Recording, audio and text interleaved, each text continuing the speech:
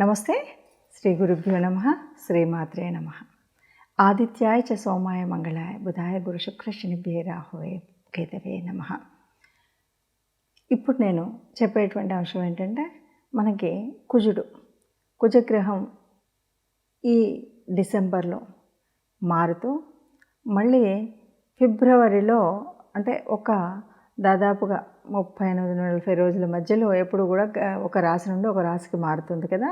అలాగా మరి వృశ్చిక రాశి నుండి ధనుసు రాశిలోకి వెళ్ళి ధనుసు రాశిలో ఈ కాలం అంతా ఉన్నప్పుడు మిగతా రాశుల వారికి ఏదైనా ఫలితం ఎలా ఉంటుంది అన్నది మనం చెప్పుకుందాం. దాంట్లో భాగంగా చూస్తే కనుక కుజుడు అంటే మీకు తెలుసు, భూమిపుత్రుడు కుజుడు. మంగళుడు, ఈయన వర్ణం చూస్తే ఎరుపు. ఇక్కడ కుజుడికి సంబంధించినంత వరకు మనకేముంటుంది అంటే ఒక కోపానికి ప్రతీక, ఒక సైన్యాధిపతి మనం చెప్పేటువంటిది రక్షణకి. కానీ ఆ రక్షణలో కూడా కొంచెం తొందరగా నిర్ణయం తీసుకునేటువంటి పరిస్థితి, అట్లాంటి అంటే కోపంగా అప్పటికప్పుడు అయిపోవాలి అనేటువంటి భావన, రక్షణ బాగా చేయడం, దీంతోపాటు తొందరపాటుతనం కూడా అక్కడక్కడ కనిపిస్తుంది. ఇలా కుజుడి యొక్క లక్షణాలు ఇలా ఉన్నప్పుడు ఆ కుజుడు ఒక రాశిలో ఉంటే మిగతా రాశుల మీద ఎలాంటి ప్రభావం ఎప్పుడు ఎలా ఉంటుందంటే, ఒక్కొక్క భావం మారుతూ ఉన్నప్పుడు మనకి భావ లక్షణాలు తెలుసు కనుక మనకు ఆ భావాన్ని బట్టి మనకు తెలుస్తూ ఉంటుంది. కాబట్టి కుజ గ్రహం ఉన్నటువంటి ఈ ధనుసు రాశిలోకి మారుతూ ఉన్నటువంటి సమయంలో ధనుసు రాశిలో ఉన్నంతకాలం మిగతా రాశుల మీద కుజుడి యొక్క ప్రభావం ఎలా ఉంటుంది అన్న విషయాన్ని చూద్దాం. తదుపరి మకర రాశి వారికి ఎలా ఉంటుంది? మకర రాశి వారికి వ్యయభావంలో కుజుడు ఉన్నాడు. మకర రాశి వారికి పెద్ద ఇబ్బంది అనిపించేటువంటి పరిస్థితి ఉండకపోవచ్చు. ఎందుకు అంటే, గత 5 సంవత్సరాలుగా అనుభవిస్తున్నటువంటి ఏళ్ళనాటి శని ప్రభావంగా ఈ కష్టం ఓ కష్టంగా అనిపించదు. మొదటి. ఇక రెండవది, వ్యయభావంలో ఉన్నాడు కుజుడు. వ్యయం అంటే ఖర్చు అయ్యేటువంటిది. ఈ ఖర్చు భావంలో ఉన్నటువంటి కుజుడు వల్ల కొంత ఇబ్బంది అయితే తక్కువగానే ఉంటుంది. కాకపోతే ఒకటేంటంటే, కుజుడు అనగానే ఈ వ్యయం అంటే మనతో విడిపోవడం, విముక్తి కలగడం లాంటివి కూడా కనిపిస్తూ ఉంటాయి. కాబట్టి ఒక్కొక్కసారి మనం అన్నటువంటి మాటలతో మన హితులు, స్నేహితులు కూడా దూరం జరిగేటువంటి పరిస్థితి ఉంటుంది. అదొక్కటి గుర్తుపెట్టుకొని మాట్లాడేటప్పుడు జాగ్రత్తగా మాట్లాడితే ఈ ఇబ్బంది ఏది కలగకుండా మకర రాశి వారికి బాగుంటుంది. అయితే ఒకటి, నిజంగా మకర రాశి వారికి పరిస్థితి ఏంటంటే, వచ్చినటువంటి కష్టం ఏది కూడా పెద్ద కష్టంగా భావించరు. అలవాటైనటువంటి పరిస్థితిగా ఉంటుంది. ఎందుకంటే జన్మజాతకంలోనే శని ఉంటాడు. ఎప్పుడూ కూడా శ్రమ పడేటువంటి తత్వం ఉంటుంది, శ్రామికంగానే ఉంటుంది రాస్యాధిపతి శని కనుక.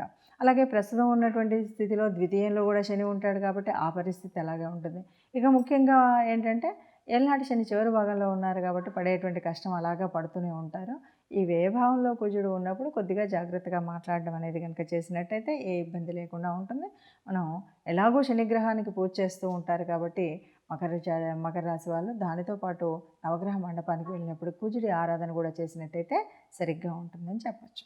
ఇప్పుడు మనం విన్నదాన్ని బట్టి ఈ రాశులకు కుజుడి యొక్క ప్రభావం ఇలా ఉంటుంది అని తెలుసు కాబట్టి తప్పకుండా మనం చేయవలసినటువంటి కొన్ని పరిహారాలు చేసుకున్నట్టయితే ఈ కుజుడు ధనుసు రాశిలో ఉన్నంతకాలం మనం హాయిగా ఉండొచ్చు అని చెప్పడానికి కొన్ని. ముఖ్యంగా నవగ్రహ మండపానికి వెళ్ళినప్పుడు కుజుడికి సంబంధించినటువంటి కుజుడి దగ్గర దీపం వెలిగించడం, అలాగే కుజుడికి సంబంధించినటువంటి స్తోత్రాన్ని చదువుకోవడం, ఈ రెండు చేయడంతో పాటు తప్పనిసరిగా ఇది కూడా వీలైనంత వరకు మంగళవారాలు చేయడం మంచిది.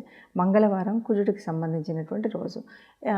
మనం ఆ రోజు వీలైతే ఎర్రటి వస్త్రాలు ధరించడం, అలాగే కుజుడిని పూజించేటప్పుడు ఎర్రటి పుష్పాలతో పూజించడం.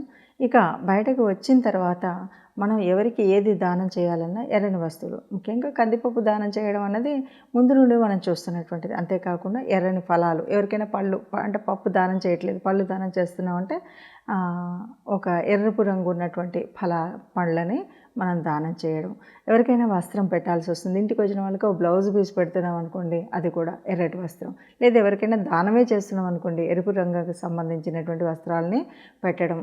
వీటితో పాటు గోశాలకు వెళ్ళడం, గోశాలలో మనం గోమాత సేవ చేయడం కాకుండా గోమాతకి గ్రాసాన్ని అందించడం అనేటువంటివి కనుక చేసినట్టయితే మనకి ఈ దోషాలన్నీ పోతాయి. ఇవేవి నా వల్ల కాదు అనుకుంటే కనీసం మంగళవారం సుబ్రహ్మణ్య స్వామి దగ్గరికి వెళ్ళి సుబ్రహ్మణ్య స్వామి ఆరాధన లేకపోతే అభిషేకం చేసుకున్నట్టయితే, లేదా సుబ్రహ్మణ్య స్వామికి స్తోత్రం చదవడం, లేకపోతే ఆయనకు సంబంధించినటువంటి దేవాలయానికి వెళ్ళి మీకు ఏ స్తోత్రం ఏది రాదు అంటే నమస్కారం చేస్తే ఆ కుజుడి వల్ల వచ్చేటువంటి ఏదైనా చెడు ఉంటే, ఆ దోషం ఉంటే ఆ దోషం తొలగిపోయి మనకు ఈ 40 రోజులలో ఎలాంటి చెడు జరగకుండా ఉంటుంది.